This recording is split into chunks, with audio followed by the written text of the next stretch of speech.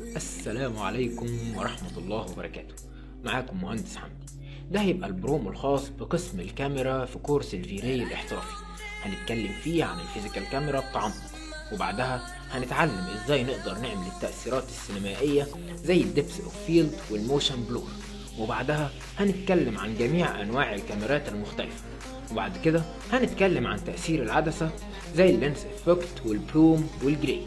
يعني فعليا هنتكلم عن كل ما يخص الكاميرا وجميع اعدادات الفيراي كاميرا بالتفصيل. تابعونا.